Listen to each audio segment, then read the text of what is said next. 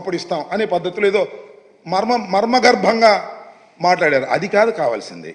మీరు you have issued a GO. దీనికి విధి విధానాలు ఏంటి? దీనిలోనే ఉన్నాయో జీవోలో. ఒకసారి జీవో రామానాయుడు గారు మీ దగ్గర ఉందా? ఉండే ఉంటుంది గవర్నమెంట్ వరకు, లేకపోతే నేను పంపిస్తా, చూసుకోండి. విధి విధానాలు చాలా క్లియర్గా ఉన్నాయి దీనిలో. ఏమని?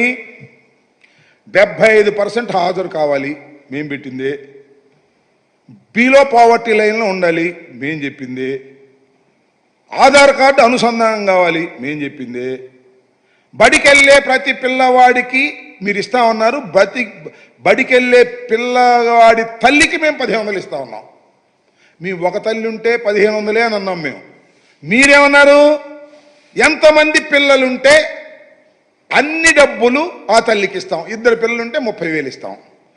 ఖచ్చితంగా జీవోలో ఏమి రాశారయ్యా బాబు? మీరు గుర్తుపెట్టుకోండి. మళ్ళా మనం చదివినిపించా. మళ్ళా రామానాయుడు గారు మీరు ఎందుకు వచ్చారో నాకు అర్థం కాల. రావాల్సిన ఎడ్యుకేషన్ మినిస్టర్, లేదా ముఖ్యమంత్రి, లేకపోతే ఆ ఎడ్యుకేషన్ సెక్రటరీ. నిన్నేదో విద్యాశాఖ వాళ్ళు ఒక ప్రకటన ఇచ్చినట్టుగా విధి విధానాలు ఇంకా ఫైనల్ అయిపోయినాయి. విధి విధానాలు అయిపోయినాయి, అన్నీ అయిపోయినాయి. మీరు ఇంకా విధి విధానాల దగ్గరే ఉన్నట్టున్నారు. వాళ్ళు డబ్బులు పంచే పరిస్థితిలో ఉన్నట్టుగా లేరు. మీరు డబ్బులు ఈ అమ్మఒడి దీని పేరు ఏమన్నారు, తల్లికి వందనం వేసే పరిస్థితుల్లో మీరు కనపడలేదు. చూడండి, నేను చెప్తున్నా.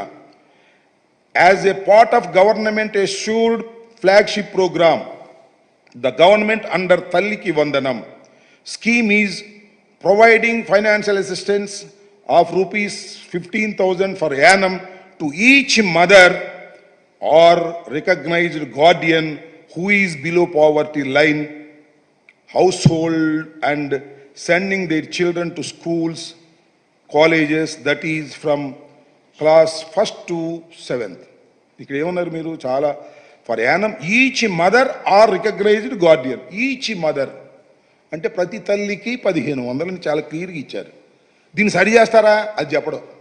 విధి విధానాలు కంప్లీట్ కాలేదండి. తూచి వేగంగా అలా చెప్పి వెళ్ళిపోయి తప్పుకుపోయేటటువంటి ప్రయత్నం చేస్తున్నారు. మీరు ఇప్పటికైనా స్పష్టంగా రామానాయుడు గారు చెప్పవలసింది. చెబితే చెప్పనిపోను, మాకు అభ్యంతరం లేదు. చంద్రబాబు నాయుడు గారు కానీ, ఎడ్యుకేషన్ మినిస్టర్ లోకేష్ గారు కానీ, మేము ఈ జీవోను మారుస్తాం. జీవో లేకుండా చేస్తారా? జీవోను మారుస్తాం.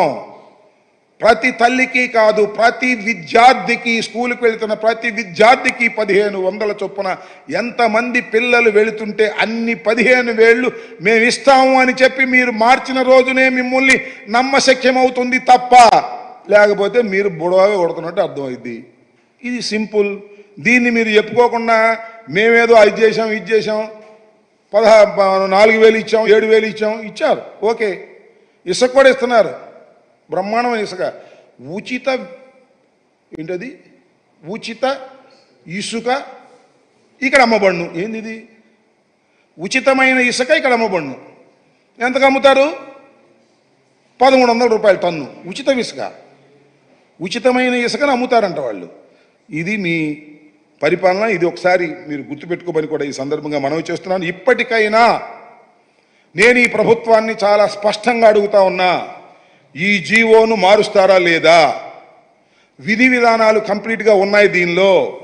మీరు నాలిక మడతేసి తప్పుకోవడానికి ప్రయత్నం చేస్తున్నారు. అందువల్లే ముఖ్యమంత్రి గారు కానీ ఇంత పెద్ద ప్రోగ్రాం, ఇంత ఫ్లాగ్షిప్ ప్రోగ్రాం, ముఖ్యమంత్రి గారు హామీ ఇచ్చినటువంటి ప్రోగ్రాం, ప్రతి బహిరంగ సభలోనూ ముఖ్యమంత్రి గారు మాట్లాడినటువంటి ప్రోగ్రాం, ఈ ప్రోగ్రాంకి అమాయకుడైన మా రామానాయుడిని పంపించి, పాపం ఆయన కూడా ఏదో ఆయన ట్రోల్ అవుతున్నా అని చెప్పి ఆయన పంపించడం కంటే మీ అబ్బాయి లోకేష్ని పంపించి ఎంతమంది పిల్లలు బడికి వెళుతుంటే అంతమందికి మేము డబ్బులు ఇచ్చే బాధ్యత మాది.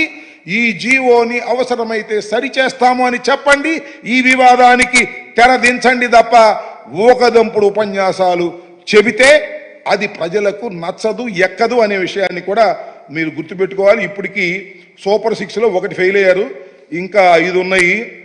మహిళలకు ఉచిత బస్సు ప్రయాణం, ప్రతి ఇంటికి ఏడాదికి 3 గ్యాస్ సిలిండర్లు, ప్రతి మహిళకి నెలకు 15,000, 19 సంవత్సరాల నుంచి 59 సంవత్సరాల మధ్య వయసు ఉన్నవాళ్ళు, ప్రతి రైతుకి ఏటా 20,000 ఆర్థిక సహాయం, యువతకు 20 లక్షల ఉద్యోగాలు, లేదంటే